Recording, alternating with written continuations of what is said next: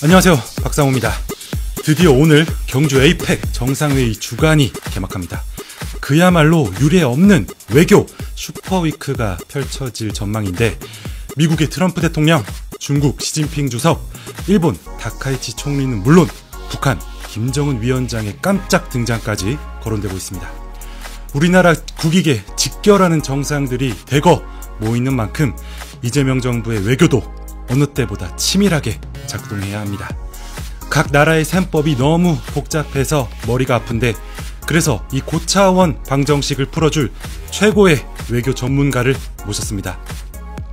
21대 국회에서 5선 의원으로서 외교통일위원회 위원장을 지내신 분이죠. 수식어가 필요 없습니다. 송영길 소나무당 대표님 모시겠습니다. 어서 오십시오. 네, 안녕하십니까. 반갑습니다, 대표님. 제가 모두에 설명드린 것처럼 에이펙 특집 이제 외교 전문가를 모셔야 한다고 하니까 제일 먼저 송 대표님이 떠올랐는데, 우선 저희 오랜만에 나와주셨으니까 시청자분들께 인사 말씀 드리면서 시작하겠습니다. 반갑습니다. 아중영계TV 시청자 여러분. 우리 박상호 기자님이 워낙 열심히 하셔서 또 초대에 응하게 되었습니다. 슈퍼위크 아펙 경주 총회를 둘러싼 우리 국제외교 무대가 숨가쁘게 굴러가고 있는데, 참 어려운 상황입니다. 여기서 정말 정신을 차리고 우리가 힘을 모아서 우리 국익을 지키기 위해 최선을 다해야 될 거 아닌가 생각합니다. 반갑습니다. 아이고, 감사합니다. 귀중한 발걸음 제가 정말 어렵게 모셨고, 네, 계속해서 말씀 나눠보면은 외교 전문가로서 제가 송 대표님을 떠올린 이유가 여러 가지 있겠지만, 대표적으로 이제 21대 마지막 국회 의정 활동이셨죠. 그때 이제 5선 의원으로서 외통위원장을 하셨습니다. 근데 그 외에도 알려지거나 또 알려지지 않은 외교 관련 업적들이 좀 있을 것 같은데 어떠십니까? 뭘 얘기 듣고 싶은데. 외교 전문가로서 외교 전문가로서의 송영길 어떻게 저희가 바라보면 좋을지.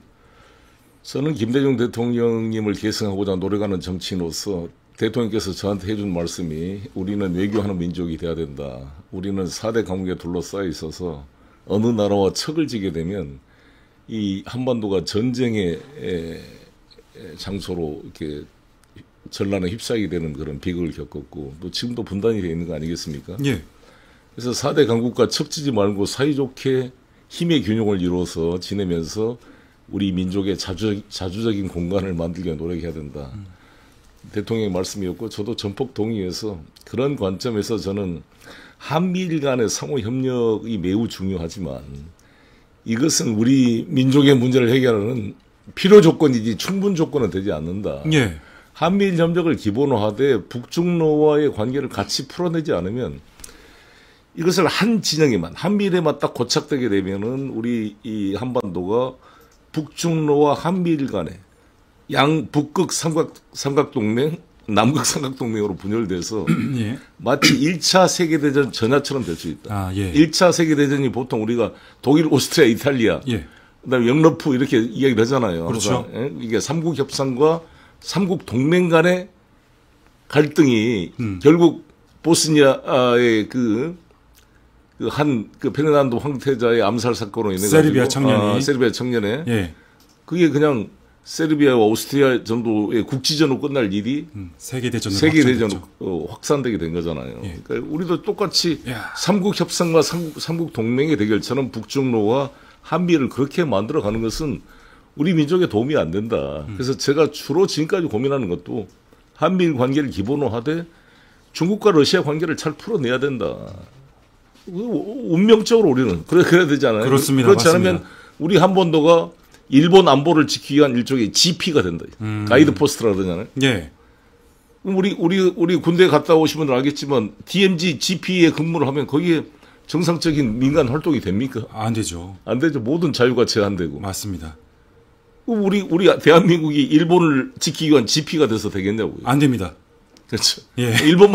일본만 도움이 되는 거죠. 네, 앞으로 나아가야 됩니다. 예. 그래서 네, 그런 문제 의식. 그런 걸로 제가 러시아 특사를 해서 러시아의 관계를 러시아와 친서협회 회장도 맡았고, 맞아. 또 중국과의 관계도 풀기에 노력을 해왔고 남북 문제를 풀기에 노력해왔다고 생각합니다. 네, 그야말로 외교 전문가로서의 어떤 송영길 대표님의 어떤 생각을 여쭤봤는데 아무래도 DJ께서 처음 주신 그 말씀에서 이제 그게 뿌리가 돼서 쭉 러시아 통이라고도 표현하고 또 국회에서 외통위원장까지 지내신 분으로서 그야말로 오늘 에이펙 대담 나눠볼 건데요. 최고의 전문가 분을 모신 것 맞는 것 같습니다. 자, 그래서 드디어 오늘입니다. 경주 에이펙의 정상회의 주간이 시작됐는데요.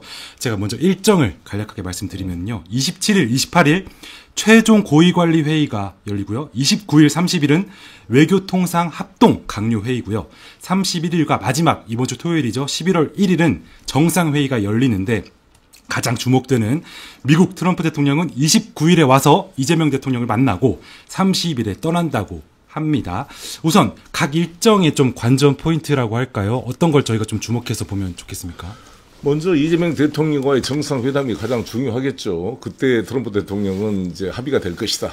거의 됐다라고 뭐 이렇게 긍정적인 발언을 하고 있지만 관세 협상.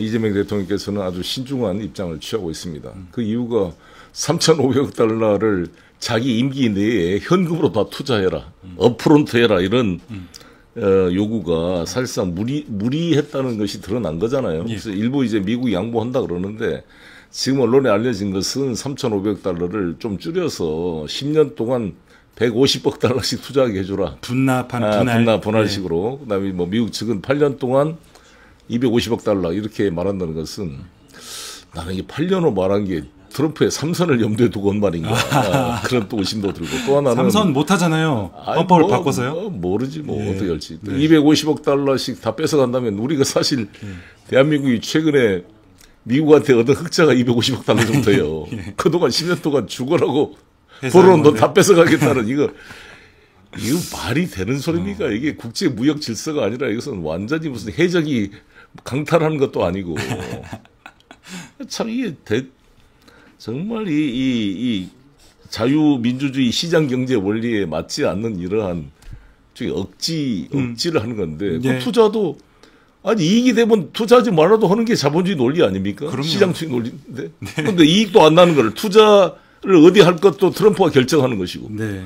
트럼프가 결정하면 거기에 소리가 날지 이익 날지도 모르는 프로젝트에 그냥 무조건 투자해라는 것이 이게 무슨 공산주의 계획경제도 아니고 이게 말이 됩니까 이게? 예.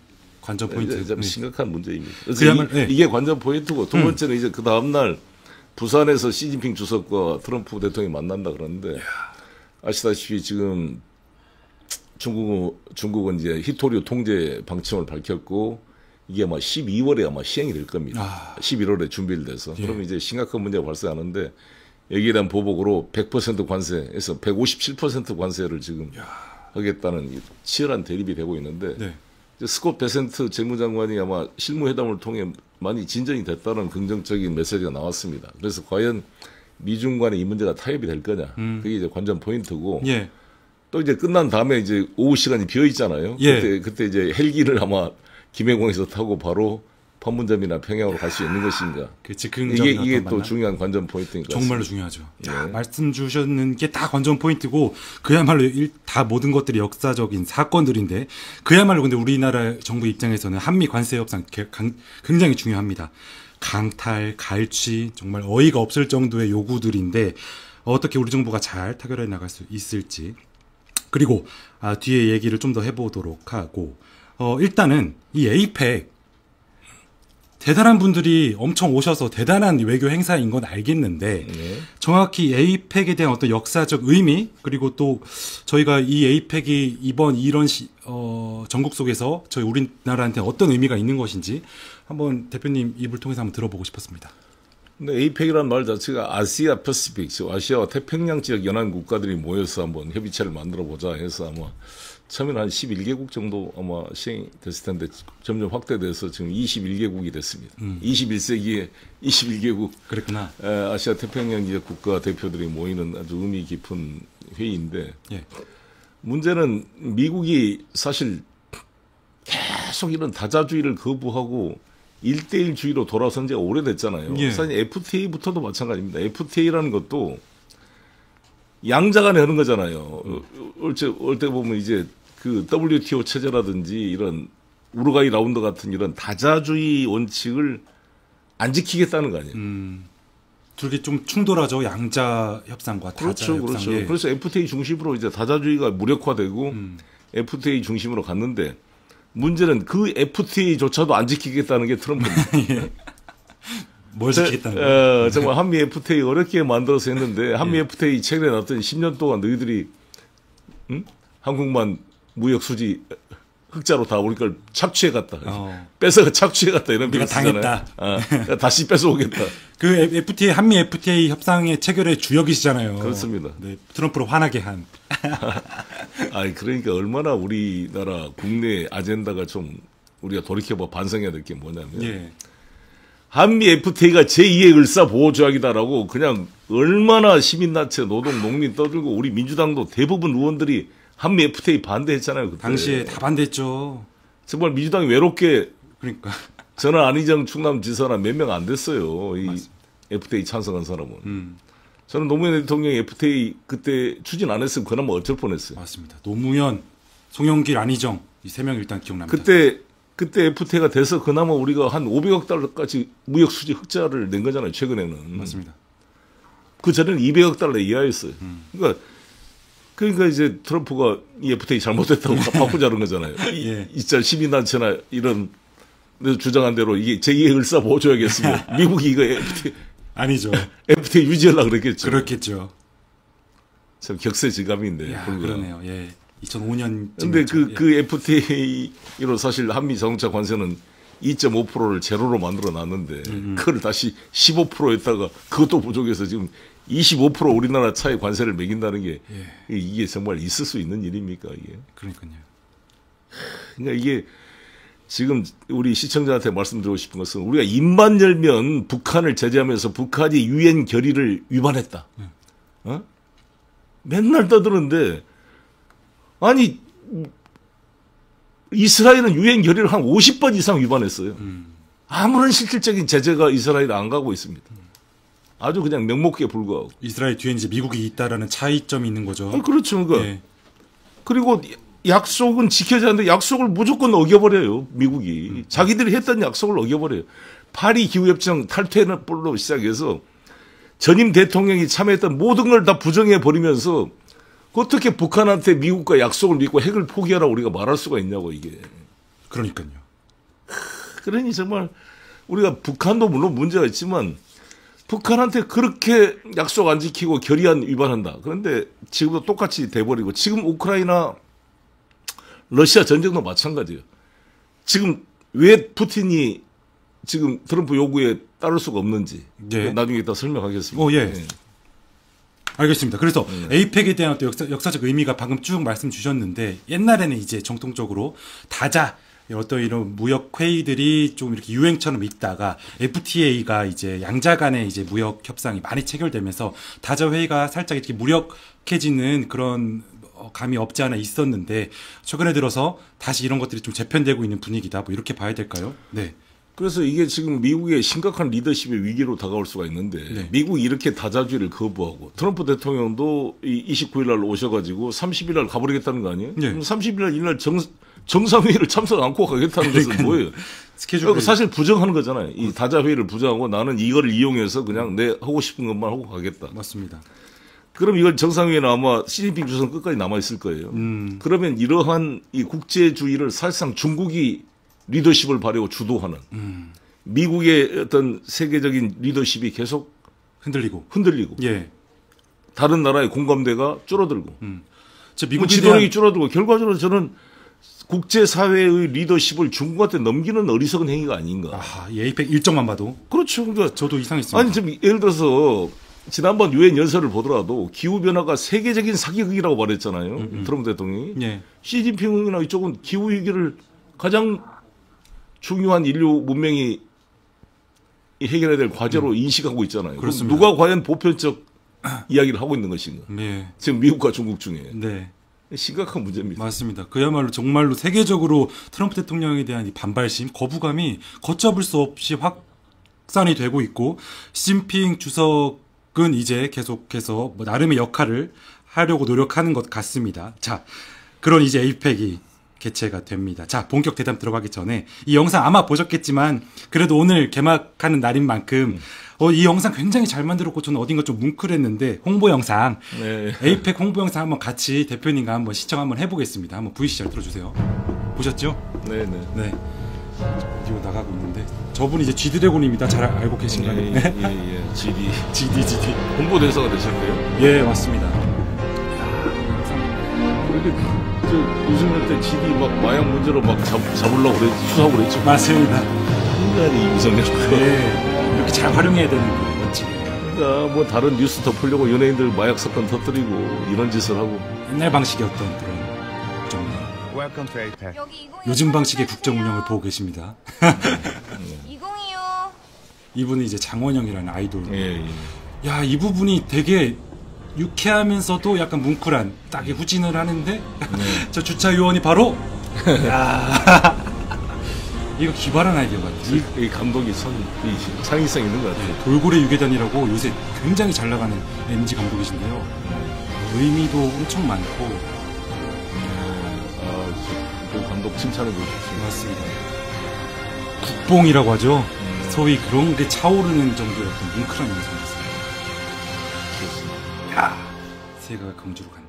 어쨌든 이재명 대통령의 그런 철학도 잘 반영해서 봉사하는 주차 요원으로 맞아. 이렇게 봉사하는 모습 그렇죠. 참 보기가 좋았고요. 그리고 주역들이 아니라 나는 뒤에서 지원하고 그렇죠. 보조하는 역할을 하겠다. 이 상징적인 의미. 그리고 어쨌든 대한민국을 어떤 정위치에 내란 사태로 된 걸 제대로 된 위치로 그렇죠. 원상 회복시켜서 이제 국제사회에 등장한다 이런 맞습니다. 상징적 의미도 포함된 것 같습니다. 맞습니다. 그래서 말씀 주신 것처럼 그런 좀 깊은 뜻이 뮤직비디오, 홍보 영상 곳곳에 담겨 있어서 굉장히 잘 만들었다. 트렌디하게. 코리아 문화의 영향이 진짜 맞습니다. 대단한. 캐네언에 이어서 이번에 나는 이재가 쓴 또 In Another World인가요? 예. 그 노래도 정말 듣는 순간 나는 소름이 끼쳤습니다. 야, 그러니까. 야, 대박이었습니다. 이 12년 동안 SM에서 인터만 하다가 맞아. 드디어 이제 했는데. 빛을 발하는구나. 예. 야. 그러니까 더 이상 숨지 않고 빛나는 존재가 되는구나. 네. 근데 곳곳에서 이 한국 문화의 이 힘이 터져 나오고 있는데 이 영상에도 고스란히 담겼고.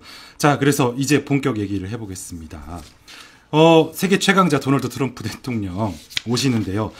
짧게 말씀하기는 이제 보호무역이랑 양자 이제 협상을 선호해 온 트럼프 대통령이라서 에이펙을 싫어한다고 하십니다. 에이펙 싫어하는 것 같게 느껴지긴 한데 맞습니까? 아무튼 미국은 이 전통적으로 미국 예외주의 있잖아요. 예, 예외주의. 미국 국제형사재판소에도 안 들어가 있습니다. 예. 자기들은 미군의 활동이 국제기구의 어떤 룰에 절대 지배되거나 구속되지 않겠다는 게 미국의 기본 원칙입니다. 그걸 이제 아메리카 익셉셔널리즘이 아메리카 예외주의. 자기들은 법 위에 있는 존재다.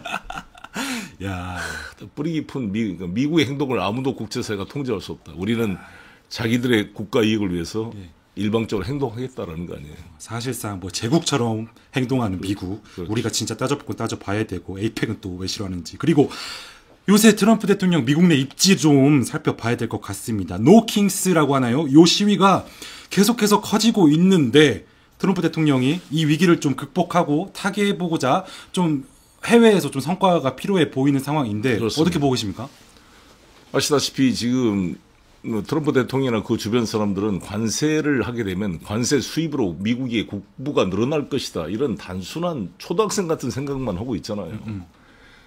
시청자 여러분, 미국 전체 세수, 텍스 레버뉴를 세입 중에 예. 세금으로 걷어들인 총액 중에 관세가 차지하는 비율이 1.6%밖에 안 됩니다. 그밖에 안 됩니까? 네. 아무리 트럼프가 뭐 올리고 상호관세 뭐 25% 하더라도 5%를 못 넘어요. 95% 세입 중에 1.6%를 5%로 늘리려고 이렇게 관세를 올려가지고 국제 무역을 다 얼어붙게 만들고 엉망진창으로 만들고 그러면 이 관세가 과연 수출하는 우리나라나 일본이나 중국 같은 나라한테 다 관세 부담이 가는 거냐. 일시적으로 그렇게 보일지 모르지만 필연적으로 수입업자한테 넘어가게 되고 수입업자들이 소비자 가격으로 전가시키지 않을 수가 없습니다. 현재 전문가들의 분석에 따르면 관세 부담 효과가 소비자 가격으로 약 30% 전가됐다 그래요. 근데 이거는 곧 60%로 늘어난다. 지금 미국 소비자 물가가 오르기 시작하잖아요. 이미 이제 그동안 쌓아놓던 재고들이 없어져요. 재고들이 올해 말이면 아마 다 소진될 겁니다. 그러면 이 소비자 물가가 올라갈 수밖에 없어요, 지금. 지금도 들썩거리고 있잖아요. 지금 뭐 미국 민주당이 만든 자료를 보면 난리입니다, 지금. 쉽게 말씀 요약하면은 그 피해가 지금 고스란히 미국이 부담해야 미국 되는. 소비자들한테 가고 있다니까요. 그렇죠, 그렇죠. 그러니까 이게 얼마나 이게 부메랑인 거잖아요. 부메랑. 아니 관세를 때리면 수입 가격이 올라갈 수밖에 없는 거 아니에요, 장기적으로. 맞습니다. 그럼 소비자들의 피해를 오는 거고 지금 미국이 그 5만 달러, 5만 달러 우리나라 돈으로 한 7천만 원쯤 되죠. 그 정도 될 것 같습니다. 이 자동차의 상징적 기준이 5만 달러, 5만 달러 넘어간다는 거지. 자동차 구입하는데. 아하. 우리나라는 소형차인데 한 2,500만 원이면 사는 거 아닙니까? 맞습니다. 5만 달러를 넘어가게 되면 미국의 중산층이나 일반 시민들한테 심각하게 다가오죠. 물가 상승이. 당장 시민의 계란값, 기름값부터 시작해서 지금 채소값. 그다음에 계속 제가 말하지만은 미국의 주요 서민들의 상품의 약 30%를 중국이 70~80% 이상 공급을 독점하고 있어요. 근데 중국의 관세를 157% 때리면요. 서민들이 이번 크리스마스 때 아니면 땡스기빙, 이 추수감사제 때 블랙 프라이데이 때 친구 연인들끼리 가족끼리 줄 선물도 사기가 어려워진다니까. 그러면 이제 소비자들의 분노가 터질 거고 지금 노킹스로 700만 명이 2,700개 도시에서 지금 집회를 했다는 거 아니에요? 예. 지난 12월 18일. 맞습니다. 10월 18일인가요? 이게 이런 소비자 물가 상승과 불만이 결합되면요. 폭발하는 겁니다. 여러분 우리가 1979년도에 부마 항쟁이 예. 김영삼 민주당 총재 제명이라는 정치적 사건으로 이렇게 인화가 됐지만 네. 실제 그 불이 타게 된 이런 민심. 가연 물질이 뭐냐? 예. 부가가치세 10% 도입에 따른 물가 상승 때문입니다. 역사책에서 앞에 것만 배워요. 근데 실제로는 민심을 자극한 부분 그렇죠. 그 뒤에 것. 부가세를 1977년도에 박정희가 도입을 했는데 예. 난 부가세 도입은 불가피한 일이었다고 봐요. 우리나라 세수의 가장 큰 세계 기둥이 소득세, 법인세, 부가세예요. 예? 이게 우리나라 국가 세입의 세 가지 기둥을 그렇게 말합니다. 예. 소득세, 법인세, 부가세. 예. 근데 부가세가 아주 크죠, 부분이. 근데 이거를 그러나 바로 도입을 하니까 10% 도입하니까 물가가 10% 오른 꼴이 되는 거잖아요. 그 생활고의 분노에 기름을 부은 게예요. 아하. 김영삼 총재 제명이라는 게. 그래서 부마 항쟁이 터지게 된 겁니다. 두 개가 합쳐지면서 결국에는 박정희 그렇죠. 대통령 암살이 당했죠. 예, 이게 트럼프의 지금 이런 그 정적 탄압 정책, 소수자 이민 정책, 뭐 불법 이민자 뭐 추방한다고 막 군대를 파견하고 이러한 행위들이 배가 부르고 잘 사면 그래도 견딜 수 있는데 서민들의 물가 관세 정책으로 물가가 올라가지고 생활비가 올라가고 힘들어진 것과 이게 붙으면 불꽃이 튈 수가 있는 거죠. 정말 이 노킹스 시위가 지금이 오히려 나중에 걷잡을 수 없이 그렇습니다. 확산이 될 수 있다. 트럼프 대통령을 위태롭게 할 만큼 이렇게 진단을 해주셨습니다. 그래서 트럼프 대통령이 이번에 29일 날 시진핑과 합의를 해야 돼요. 어찌든. 예, 맞습니다. 합의를 해서 이제 소비자 물가를 낮추는 주가를 다시 올리고 이게 합의가 안 되면 물가 올라가고 주가 하락할 겁니다. 그러니까 이게 트럼프도 중요하고 물론 시진핑도 압박을 받고 있겠지만 양자가 누가 더 압박을 받느냐? 트럼프다. 시진핑은 선거하는 거 아니잖아요. 예, 그렇죠. 뭐 중간 선거도 없어요. 그렇기도 하고 SNS에서 말하는 거 잘 살펴보면 트럼프 대통령이 뭔가 초조해하는 것 같아요. 처음에 중국한테 세게 나갔다가 막 증시 휘청거리고 막 반발 목소리 바로 나오니까 나는 중국을 위해서 그러는 거다. 이렇게 한 발짝 뒤로 빠지셨거든요. 그리고 에이펙도 처음에는 나 중국 이러면 안 만난다 하다가 갑자기 또 만난다고 하시니 말씀대로 초조한 건 지금 트럼프 대통령이다. 그걸 우리는 알고 있어야 된다. 자, 그래서 세계는 미중 정상회담에 제일 주목하고 있습니다. 아시다시피 지금 계속 말씀드렸지만 얼마 전에 중국이 이제 드디어 히토류 이 수출 통제 카드를 꺼내 들었습니다. 트럼프 대통령이 바로 보복 관세 언급했는데 세계 증시 다 떨어지고 난리도 아니었죠. 그래서 이번 미중 정상회담의 가장 큰 쟁점은 아무래도 중국의 히토류, 미국의 관세 이 둘이 어떻게 절충안을 찾을 것인가 일 텐데 어떻게 전망하십니까? 일단 재미있는 것은 이 시진핑이 히토류 통제를 발표하니까 스콧 베센트 장관이나 트럼프 대통령이 이 중국이 세계를 향한 도전이다. 전 세계와 중국과의 지금 싸움에 우리 동맹국들이 힘을 합해야 된다. 이런 말을 했는데 예. 그 말을 듣는 동맹국들이 네. 얼마나 어이가 없어. 어이가 없겠어요. 자기들이 동맹국들을 이렇게 못 살게 굴고 힘들게 해놓고 공격해놓고 이제 와서 중국을 상대로 동맹국들이 연합하자고 황당한 사람들입니다. 황당하죠. 근데 이 중국의 히토류 이 사건이 어제 오늘 일이 아니잖아. 한 20년 이상 준비된 것 같아요. 그러니까 지난번에도 한번 일본이 중국인 어부 납치했을 때. 아, 예. 그때 히토류를 그러니까 일본이 그때 손 들었죠. 두산두볼 들었죠. 예. 그때부터 일본은 이제 수입 다변화 노력을 많이 해서 중국 의존도를 낮추려고 노력을 해왔는데 그래도 아직 쉽지가 않죠. 그러니까 미국 같은 데가 하려면 앞으로 10년 이상 걸린다는 거 아니에요? 이거 공급처를 다변화시키려면. 그렇죠. 뭐 호주나 브라질 다른 나라들하고 뭐 베트남 이런 데하고 연합을 하겠지만 말씀드린 대로 히토류가 총 전 세계 매장량이 약 9천만 톤쯤 되는데 예. 그중에 4,400만 톤이 중국에 매장이 돼 있다 그래요. 반이. 예, 거의 반, 49%가. 근데 예. 그 정도뿐만 아니라 매장된 것은 이제 차치하고 매장량도 약 50%를 중국이 가지고 있는데 그거를 이제 이 채굴해서 정제를 해야 되거든요. 그걸 조금 들어있을 거 아니에요. 히토류가 엄청난 흙덩어리 암석 투성이에요. 그거를 잘게 깨고 이렇게 다 해서 정제를 해서 추출해가지고 여러 가지 또 화학적인 작업을 해야 돼요. 그 과정에서 환경오염도 엄청 좀 발생한다며요. 엄청난 폐수가 발생하고 방사능이 발생하고 그러기 때문에 선진국에서는 그에 대한 비용이 더 들어서 중국과의 가격 경쟁력이 안 되는 거죠. 생산 못하는 게 아니라 헐려면 할 수가 있는데 그리고 그 이제 화학적인 방법으로 순도 99% 넘는 이 히토류 뭐 리튬이나 이런 걸 다 이제 추출해야 되는데 예. 그 기술 노하우가 중국이 축적이 많이 돼 있는 거죠. 그걸 못 따라간다는 거예요. 그래서 그러면 이걸 이제 엄청난 투자가 진행돼야 되는데 이걸 이제 독자적으로 미국이 오스트레일리아랑 마치 협력해서 히토류를 생산한다 그러면 과연 거기에 많은 그 투자를 누가 과연 리스크를 가담하고 투자를 할 수 있겠습니까? 나중에 이제 이게 풀리면 중국이 만약에 저가 공제로 풀어버려요. 그럼 망해버리는데. 그렇죠. 엄청나게 투자해서 겨우 이제 오염 방지 시설을 하고 중국에서는 불필요한 비용이 더 들어갈 거 아니야. 선진국에서는. 그렇죠. 어마어마한 폐수 처리 시설 같은 거. 막 생산할 때 중국이 다 풀어버려요. 싹 반값으로. 망해버리는데. 그러네요. 이러나 저러나 대안을 만드나 안 만드나. 쉽지가 않다는 거죠. 이 히토류에 대한 서플라이 체인을 대체한다는 것이. 그러게요. 그야말로 독점하고 있다고 볼 수 있는데 히토류를 중국에 우리가 왜 히토류 하느냐 바로 이 반도체의 주 원료 아니겠습니까? 히토류라는 이 핸드폰도 그러고 그러니까요. 모든 첨단 산업에 다 들어가는. 그러니까 이게 비타민이라 그러는. 첨단 산업의 비타민이 히토류다. 비타민. 그러니까 비타민 결핍으로 죽는 거야. 그렇죠. 또 AI 시대의 반도체가 그야말로 가장 중요한 부품인데 거기에 또 가장 중요한 어떤 원료, 그 광물이 이제 히토류라서 미국이 이렇게 초조해 하는 겁니다. 그래서 향후 이제 미중 간의 패권 싸움을 저희가 봐야 되지 않겠습니까? 네. 지금 1등은 미국, 쫓아오는 중국, 이런데 어떻게 보십니까? 좀 미래를. 그래서 결과적으로 분할을 할 수밖에 없는 거죠. 독점이 안 되는데. 그러니까 일극 체제가 더 이상 유지될 수가 없다.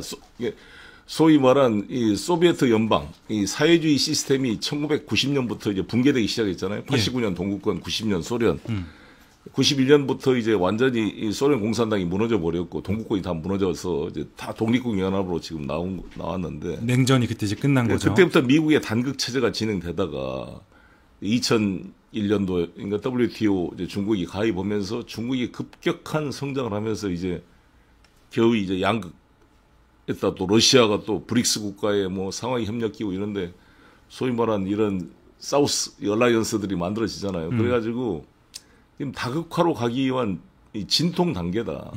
불가피하게 이거를 수용할 수밖에 없다. 그래서 트럼프도 지금 세계 경찰 역할을 중단하고 미국 본토 방위 중심으로 지금 바꾸겠다 전략도 이렇게 하는 거잖아요. 예.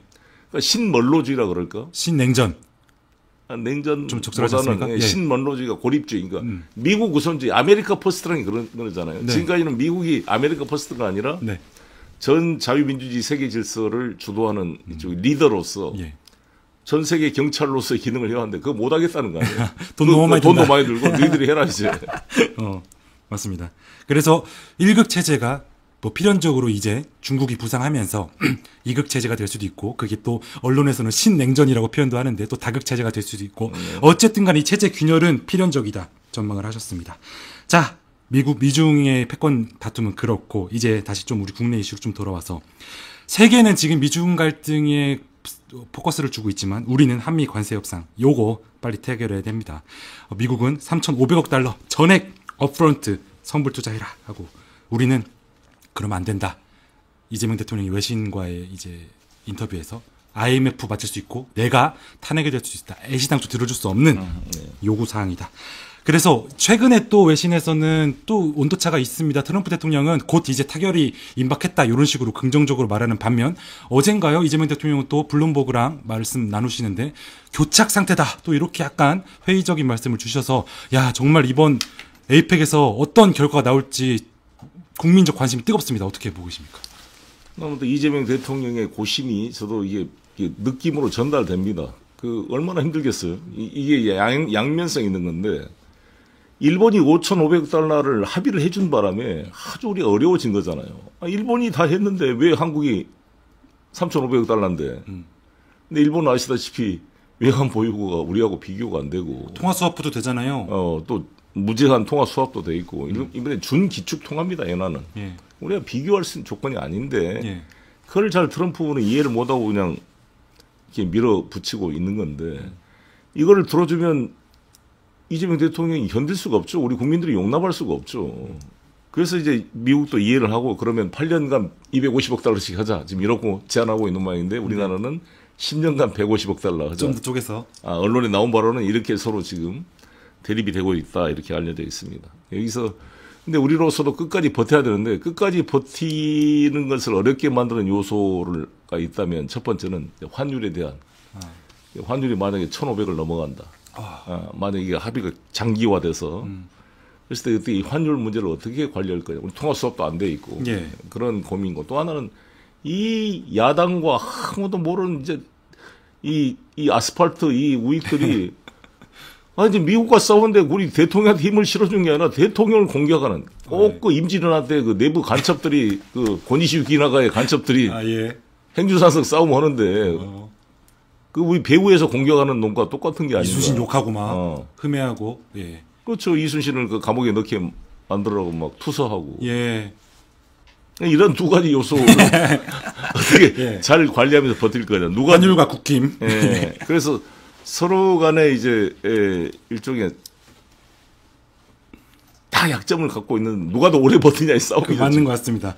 그래서 정말로 우리가 불리한 타결을 해서 안 되기 때문에 최대한 좀 유리한 타결을 해야 된다. 근데 그것들이 미국, 우리나라 정부 입장 봤을 때 좀 조금씩 다가오는 것 같다. 그 시점 이렇게 보고 계신 것 같습니다.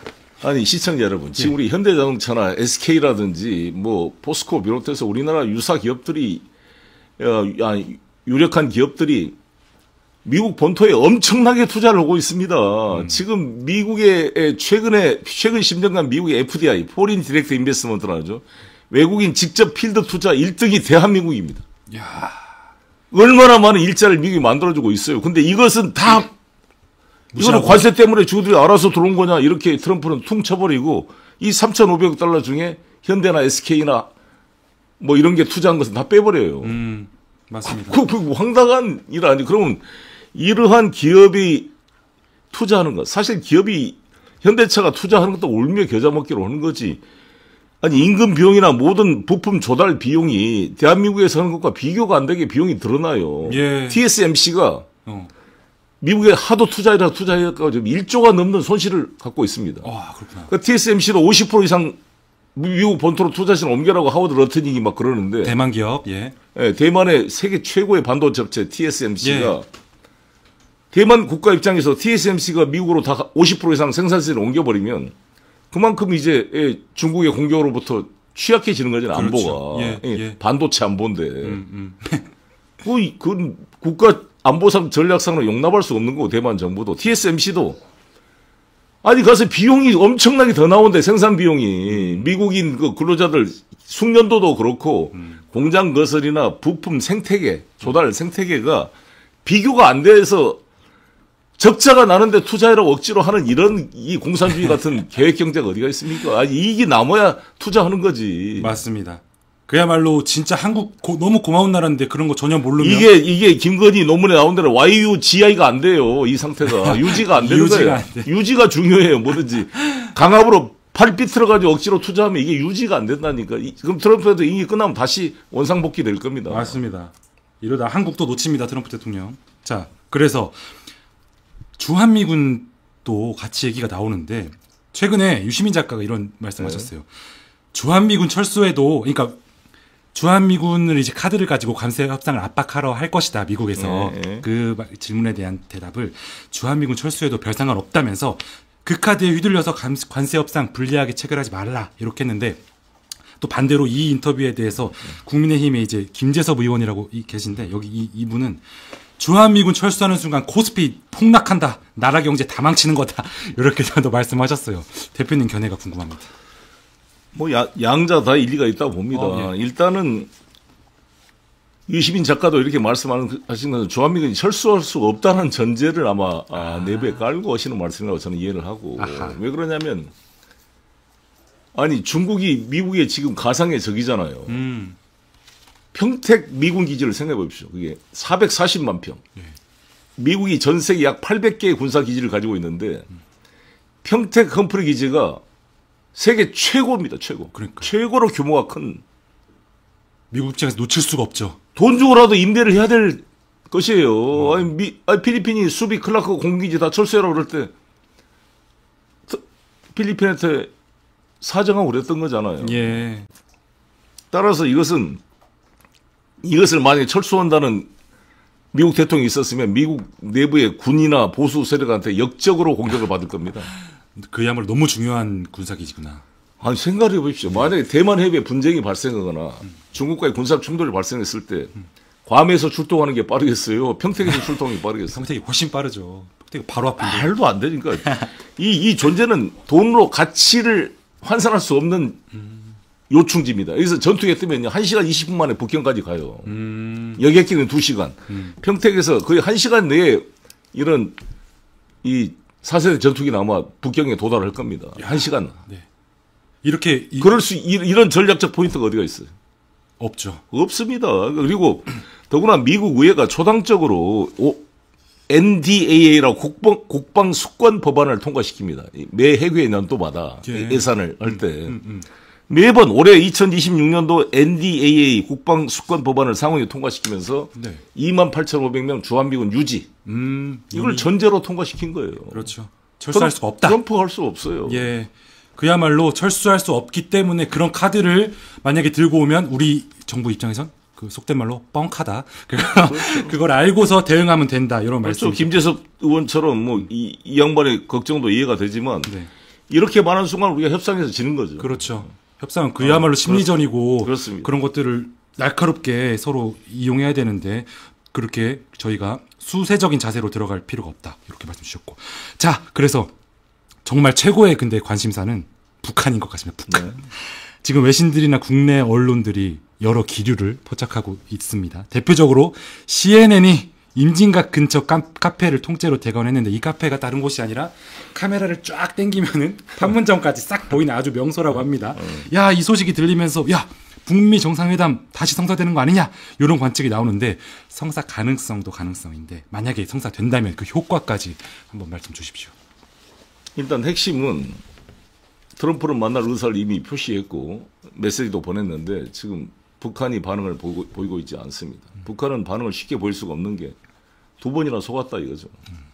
2019년도 하노이 회담 때 60시간이나 기차를 타고 와서 다 주민들한테 성과가 올 것이라고 미리 홍보를 하고 갔는데 완전히 바람 맞고 왔을 때 그 김정은의 표정을 제가 잊을 수가 없습니다. 그 낭패감.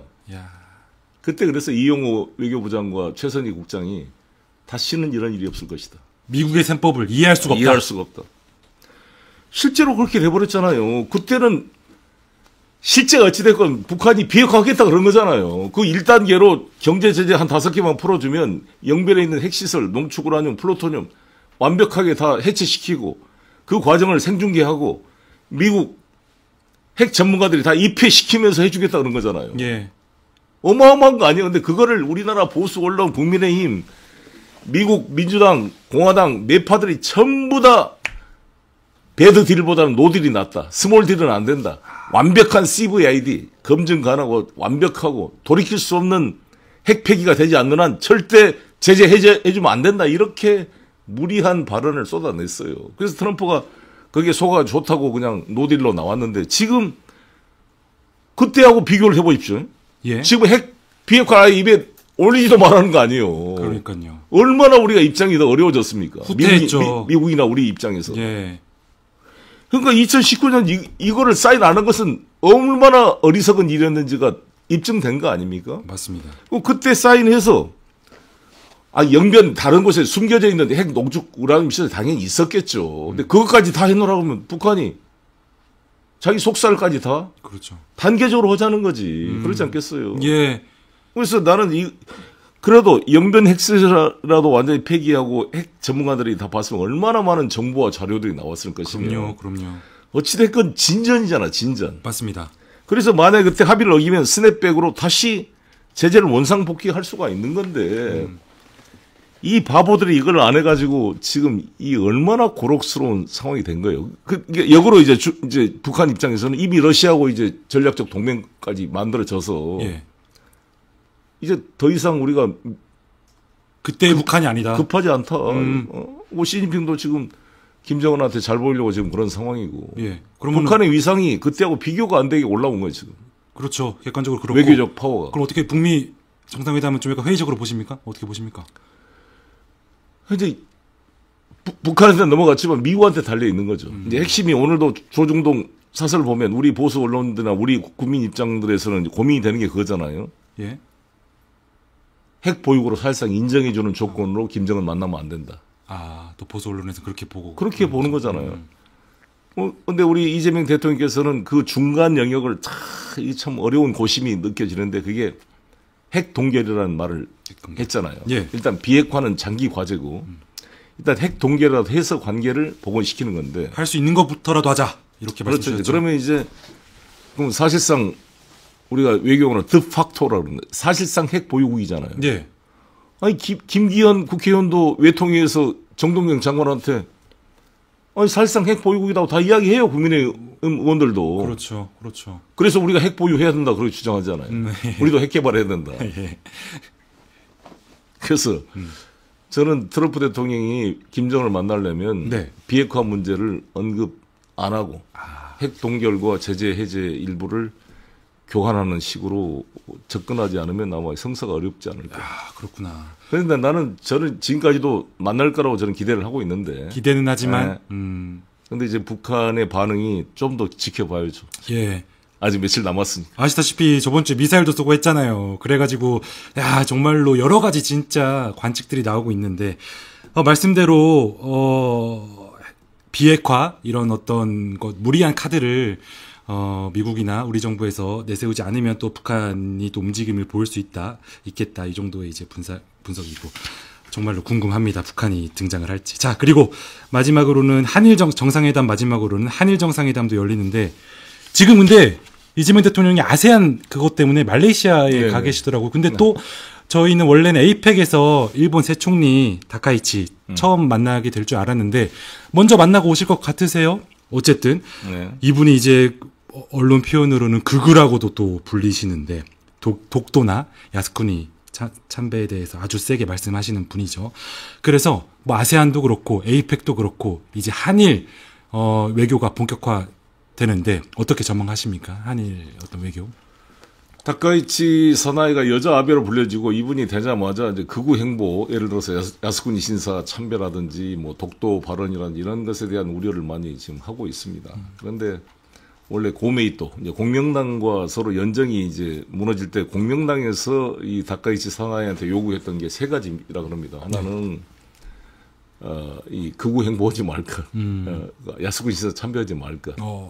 그다음에 뭐 이제 정치자금법 위반, 뭐 개혁 그런 자민당 내부의 개혁을 할 것, 뭐 이런 세 가지였는데. 그걸 받아들였나요? 네, 앞에 두 가지는 받아들였는데 마지막을 못 받아서 이제 결렬됐다는 거잖아요. 예. 그래서 지금 유신회랑 이제 연정을 하게 된 더 겁니다. 오른쪽에 있는 정당이라던데. 그런데 아마 저는 다카이치 사나이가 야스쿠니 참배라든지 이런 걸 바로 하지 않을 거라고 봅니다. 그런 도발 행위는 하지 않을 건데 문제는 오히려 이 양반의 지금 주된 관점은 일본의 재무장화, 예. 헌법 개정, 재무장화, 그다음에 전쟁, 핵 추진 잠수함 도입, 뭐 이런 것과 해서 트럼프랑 같이 이제 그런 이 일본의 군사 대국화, 그다음에 이제 전쟁이 가능한 나라, 야, 맞죠. 이 분야에 아마 집중해서 중국 견제를 하는데. 진력을 다하지 않을까 생각합니다. 그 헌법을 바꿔야 되는 거 내용이겠죠? 그 전쟁을 지금 헌법을 안 가도 해석상 사실상 지금 하고 있는 거잖아 지금. 그렇습니까? 야. 그리고 이제 문제가 저희들로서는 예민한 문제가 예. 2023년도 바이든과 기시다와 윤석열이 합의했던 한미일 정기적인 군사 연합 훈련을 예. 유지 강화시킬 것이냐. 이게 이제 주요 도전적 과제라고 봅니다. 저는 그에 대한 반대하는 입장. 반대 입장이십니까? 왜 그러십니까? 제가 계속 강조하지만, 아니, 북한이 우리나라 GDP가 50분의 1입니다. 50분의 1. 북한 GDP가 우리나라 군사비보다 못해요. 우리나라 군사비 지출이 세계 5대 군사 대국이에요. 대한민국이. 아니, 그런 나라하고 세계 1위인 미 합중국과 한미 동맹으로 한미 연합훈련으로 부족해서 이 가난한 나라를 왜 자위대 군사력까지 필요하냐고. 이게 과잉 아닙니까? 그럼 자위대 군사력이 들어온다는 것은 어떤 의미를 갖느냐. 필연적으로 러시아와 중국을 자극해서 러시아와 중국을 우리 대한민국의 군사적 적대 국가로 몰아가는 것이다. 아하. 그러면 북한을 상대로 우리 국가안보를 지키는 데도 비용이 들어가는데 세계 두 번째 군사 대국인 러시아와 중국과 이 둘을 우리 대한민국의 적으로 만들려고 왜 이렇게 발버둥 치는 어리석은 일을 하느냐. 아하. 한미일 군사협력으로 얻어지는 국가안보상 이익과 중국과 러시아를 우리의 군사적 적으로 만들어서 발생한 안보 비용을 대차대조표로 계산을 해보자. 어느 게 더 클 것인가. 야. 이거는 일본을 위한 것밖에 안 된다는 거예요. 제가 아까 초대에 말씀드린 대로 한미일 군사협력을 강화하면 대한민국은 일본 국가안보를 지키는 지피로 전락한다는 거죠. 그러니까 가장 최전방으로 전락하게 되는 거죠. 한미일 군사동맹 자체를 어떤 한반도에서의 전쟁의 발발의 위험성으로 이제 인식하시는 거네요. 당연히 그렇죠. 그렇죠. 야, 예를 들어서 백령도, 제가 인천시장 때 백령도가 우리 인천이잖아요. 백령도의 군사적 긴장이 강화되면 어떻게 돼요? 백령도 주민들이 살기 어려워져요. 관광객도 떨어져요. 지금 백령도 인구가 10,000명인데 5,000명이 군인이에요. 5,000명이 주민이고. 그래서 내가 백령도 프로젝트를 생각했던 건데. 그렇죠. 야, 중요한 말씀입니다. 이 3자 대립이 강화되면 대한민국은 점점 군사화되고 어려워진다니까요. 경제가 어려워지고 관광도 어려워지고 산업이 어려워지고 리스크는 올라가고. 그러게요. 이재명 대통령이 어떻게 할지 궁금하네. 이 얘기를 쭉 들어보니까 너무너무 중요한 얘기라서 이 말씀 주신 한미일 그 군사동맹 계속 우리가 군사 훈련도 하고 하는데 단 하나만 예를 들어봅시다. 만약 지금 중국이 항공모함이 3대를 만들어서 아마 더 추가 건조할 텐데 항공모함은 3대를 만들어야 전략이 됩니다. 하나는 보수하고 하나는 훈련하고 하나는 전장에 투입되는 거예요. 그렇구나. 3대가 있어야 전력화되는 거예요. 그래서 지금 3대를 만든 거예요. 지금. 이제 항공모함이 본격적으로 기동을 한다 그래봐요. 우리 서해 바다를 다 돌면서 우리나라 경제 수역을 침범해가지고 난리 나는 거죠. 어떻게 돼? 그러면 그에 대응하는 군사력 비용이 얼마나 우리한테 추가로 들겠습니까? 그렇게 하다가 경제가 다 망가지는 거지. 진짜 일촉즉발의 상황이 또 올 수 있는. 이 유럽의 바보들이, 유럽의 정치 지도자들이 러시아의 관계를 못 풀어서 우크라이나 전쟁에 휘말리면서 유럽이 지금 망가지고 있거든요. 독일이 지금 마이너스 경제 성장 2년째. 유럽이 지금 에너지 비용이 엄청 상승하잖아요. 러시아 가스 원유가 다 차단되니까. 에너지 비용 상승하지, 안보 비용 더 들어가지. 경제가 망가지고 있어요. 맞습니다. 지금 프랑스가 지금 데모로 지금 거의 날을 새고 있잖아요. 마크롱의 지금 리더십이 지금 거의 흔들리죠. 상실되고 있잖아요. 독일 총리도 마찬가지. 영국 총리도 황당한 친구고 다들. 나 유럽의 이 지도자들 이런 난쟁이 같은 지도자들이 있었는가. 이 바보들. 참. 제가 프랑스에 있으면서 제가 프랑스 파리 경영대학에 제가 방문 교수로 가 있었잖아요. 강의하시잖아요. 일관되게 이 유럽 지도자들의 어리석음에 대해서 제가 강의를 많이 했는데. 형편없음. 야, 그렇구나. 자, 그래서 한일 관계 얘기하다가 저 여기까지 왔는데 결론적으로는 계속 국력을 강화하고 어떻게 해서든 전쟁을 할 수 있는 국가로 전환하려고 하는 일본 이 새 총리에 대해서 우리 정부, 우리 외교가 조금 전쟁이 어쨌든 간에 가장 중요한 건 전쟁의 위험성을 줄이는 게 좋은 외교 아니겠습니까? 그런 쪽으로 좀 외교가 잘 펼쳐졌으면 좋겠다. 이런 당부 말씀 주셨고, 자, CEO 젠슨 황 얘기까지만 해보죠. 네, 네. 이분도 오시는데요. 다들 아시겠지만 엔비디아의 CEO이십니다. 에이펙 CEO 서밋에 참석해서 저 이재용 회장, 삼성전자 이재용 회장, SK 최태원 회장, 그 소프트뱅크 손정희 회장까지 오신다고 해서 만난다고 하는데요. 젠슨 황의 참석도 언론에서 엄청 보도를 하는데 어떤 의미가 있길래 이렇게 떠들썩한 걸까요? 또 젠슨 황의 논리가 저는 뭐 공감이 가는데요. 젠슨 황의 주장은 뭐냐? 네. 중국에 대해서 첨단 기술을 하지 말아라. 지금 통제하고 있잖아요. ASMR 우리 네덜란드의 그 소위 예. 그 초극 광 반도체 기구 네네네네. 그것도 통제하고 지금 HBM 고광력 메모리 반도체 이것도 HBM도 지금 수출 못하게 통제하고 있는데 예. 중국이 이번에 생성형 AI를 만들어서 세계를 놀라게 했잖아요. 네. 훨씬 저비용으로. 네. 그게 이제 H20이라는 그 좀 낮은 반도칩을 연결해서 이렇게 만들어낸 거잖아요. 창조적으로. 그러니까 H20도 이제 수출하지 말으라고 이제 트럼프가 통제했어요. 예. 그러니까 중국이 뭐라 그러냐. 그냥 없어도 안 사. 우리가 할 수 있어. 그러니까 생각해 봅시다. 중국이 옛날 같은 무슨 청나라 명나라처럼 해금 정책을 하고 있는 그런 쇄국주의 나라도 아니고 이미 실리콘밸리에 제일 많은 박사들이 중국 애들이에요. 지금 중국과 미국과 세계화되어 있고 수많은 기술들을 익혀서 지금 세계가 교류하고 있는데 중국이 통제되겠습니까? 안 되죠. 2, 3년 잘해봤자 4, 5년 격차밖에 안 돼요. 자체 개발해서 나중에 이제 HBM 같은 것도 자체 개발을 끌어오는데 아니 중국이 세계 최초로 달 후면까지 우주선을 보낸 나라가 됐는데 중국이 미국이 기술 통제한다고 자기들이 기술 개발 못할 것 같습니까? 시간의 문제지. 콧방귀 끼죠. 콧방귀죠. 종이 화약 나침판을 다 발견한 나라가 중국인데 예. 맞습니다. 불가능한 일입니다. 그러니까 젠슨 황이 그러는 거야. 이렇게 통제를 하게 되면 결국 중국이 자체 개발해서 네. 미국의 전 세계 AI 시장에 대한 통제권, 주도권을 상실하게 될 수 있다. 지금 H20 수출 못하게 해가지고 지금 550억 달러 지금 엔비디아가 지금 그 손해를 봤다 그러는데 젠슨 황은 교류 협력 개방을 해야 오히려 미국이 주도하는 AI 패권이 표준화가 될 수 있다. 표준화라는 게 중요하잖아요. 예. 그 기술을 선도하는 기업과 나라가 표준화를 설정해서 자기들이 규율을 만들고 그거를 따라 주도를 하는 거잖아요. 아하. 그거를 그 권한이 만약 화웨이로 넘어간다. 중국이 이제 주도를 세계 AI 시대를 주도하면 어떻게 되겠어요? 큰일이죠. 미국 입장에서. 그러니까 모든 우리 역사, 세계 인류 생물의 진화 역사를 보더라도 예. 단세포 동물이 다세포 동물로 진화 발전하는 거지. 예. 다세포 동물이 거꾸로 단세포로 이렇게 돌연변을 퇴하는 경우는 매우 밖은 없습니다. 소수입니다. 예. 있기는 있지만. 예. 그래서 교류 협력 한 사람이 이런 거잖아요. 사람 대 사람 관계도 저놈하고 서로 사이가 안 좋으면 너 안 만나고 차단한 놈이 나중에 지는 거지. 그렇죠. 언제든지 만나고 개방하고. 일단 만나고 개방하는 게 좋죠. 하지만 그렇죠. 자꾸 통제하고 왜소해지는 거죠. 차단하는 사람이 왜소해지는 거죠. 차단하려고 하는 트럼프 대통령. 우리나라도 위정 척사파들이 대외 개방 반대가지고 결국 나라가 망한 거잖아요. 예.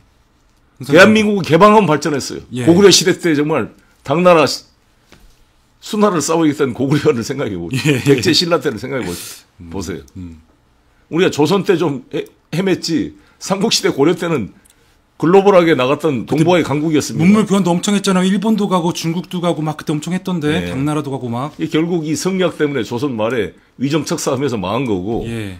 개방하면 우리가 삼국시대나 고구려 시대 때처럼 동북아의 강국으로 갈 수가 있는 거예요. 알겠습니다. 개방이 정말 중요하다. 개방이 살 길이다. 젠슨 황의 에이펙 참석 자체를 개방에 초점을 맞춰주셨고 자꾸 트럼프 대통령이 자꾸 엔비디아 가지고 어떻게 하려고 하는데 거기에 대해서 젠슨 황의 한번 움직임도 저희가 잘 살펴봐야 될 것 같습니다.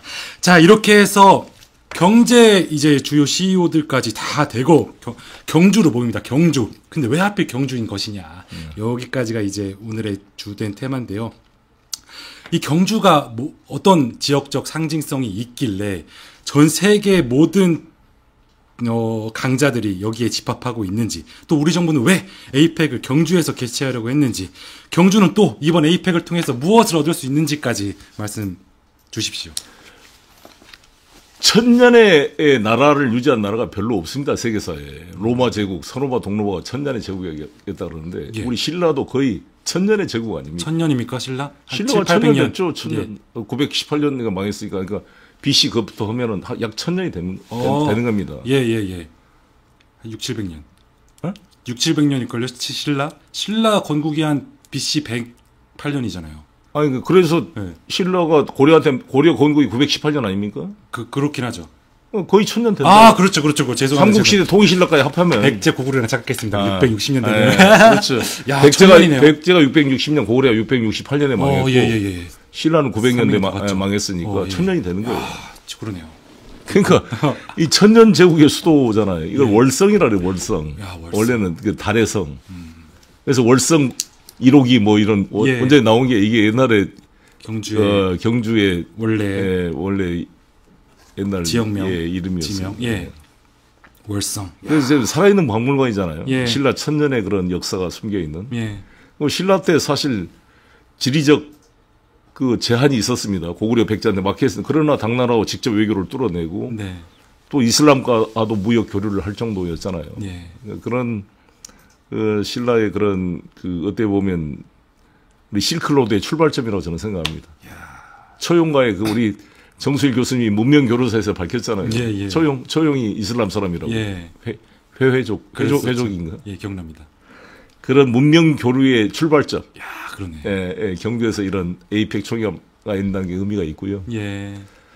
그래서 정말 우리 더구나 최근에 캐대언을 이야기했습니다만 우리 이재명 대통령께서 김구 주석이 꿈꿨던 정말 아름다운 문화의 나라, 문화강국 대한민국을 꿈꿨는데 그런 문화강국의 DNA 에너지를 흠뻑 좀 우리 외국의 지도자들께서 기업인들께서 느끼고 가는 계기가 된다면 좋겠다는 생각이 듭니다. 그러게요. 들어보니 경주가 정말 역사적 의미가 엄청난 곳이었습니다. 오랜만에 실크로드라는 말도 들어보고 실크로드의 출발점 그리고 정말 생각해보니까 천년 왕조였죠 신라가. 야 그야말로 그리고 개방 그리고 무역 이런 것들과 참 잘 어울리는 어떤 지역적 특색이 있다. 자 이렇게 해서 오늘 에이펙 특집으로 주요 관전 포인트들을 쭉 이제 말씀 주셨습니다. 마지막으로 우리 정부 여당 그리고 또 야당에서 또 정청래 대표가 최근에는 야당한테 에이펙 동안만큼은 좀 정쟁을 멈추자 스탑하자 했는데 야당은 뭐 스탑할 것 같지는 않은데 이런 어떤 정부 여당과 야당에 대한 어떤 당부 말씀 바라는 것들 이런 거 들으면서 마무리 말씀 들으면 좋을 것 같습니다. 전쟁 중에 말을 갈아타지 않는다 이런 말이 있는데 우리 이재명 대통령을 지지하지 않으신 분들도 계실 거고 싫어하는 또 국민도 계실 겁니다. 민주주의니까 그건 당연한 건데 그런데 대통령이라는 것은 이중적 지위가 있습니다.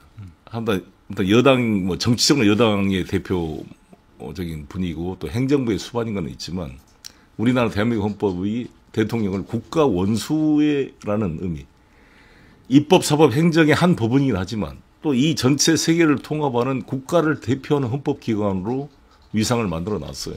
그러니까 좋으나 싫으나 이 어려운 시기에 우리가 대통령한테 힘을 실어줘서 우리 국익을 지키도록 해줘야죠. 만약에 윤석열처럼 우리 국익을 팔아먹는 짓을 한다 그러면 당연히 싸워야겠지만 지금 이재명 대통령이 할 수 있는데 못하고 있는 건 아니잖아요. 우리가 힘이 부족하고 어려운 조건에서 최대한 지혜를 짜내가지고 우리 국익을 지키려고 노력하고 있습니다. 마치 이게 무슨 전쟁에서 패전국이 승전국한테 지금 무슨 배상협정하는 것 같은 이런 굴욕적인 상황이 됐잖아요. 그러나 힘의 세계니까 미국이 그러니까 어쩔 수 없이 거기에 정면으로 싸울 수는 없지만 그러나 그 와중에서 우리의 지혜를 발휘해서 얼만큼 수호하려고 지금 우리 관료들이나 이재명 대통령이나 발버둥을 치고 있잖아요. 예. 그러면 정치권이 여야를 넘어서 비판을 할 건 하더라도 이런 것은 힘을 실어줘야지. 더구나 에이펙 총회 미중 정상회담, 한미 정상회담, 한중 정상회담을 놔두고 여야가 합의해서 우리 국익을 지키는 결의안 하나 제출해서 통과시키지 못한다면 이 국회가 도대체 무엇을 위한 국회입니까 이게? 창피한 거. 대한민국을 위한 국회입니까 이게? 그렇게 볼 수 없습니다. 정말 답답합니다. 자, 그야말로 우리가 국가 원수 하는데 원수의 의미를 우리가 좀 살펴보고 야당 그리고 이렇게 국제적인 이런 기회가 정말로 20년 만이기도 한데 20년 전보다 훨씬 더 제가 봤을 땐 뜨거운 무대가 되고 있는 것 같습니다. 정말로 야당에서도 일주일만큼은 좀 정쟁을 최대한 좀 삼가해 주시면, 그리고 대통령에게 우리가 국민적 어떤 응원을 드려야 될 때가 아닌가 생각을 합니다. 네, 이렇게 해서 오늘 에이펙 특집 대담은 제가 너무나도 존경하는 송영길 대표님과 말씀 나눴고요. 귀중한 말씀 오늘도 너무 많이 들을 수 있어서 감사했습니다. 네, 이렇게 네, 해서 마무리하도록 하겠습니다. 감사합니다. 네, 저희 센터뷰 이렇게 마무리하도록 하겠습니다. 시청해 주셔서 감사합니다.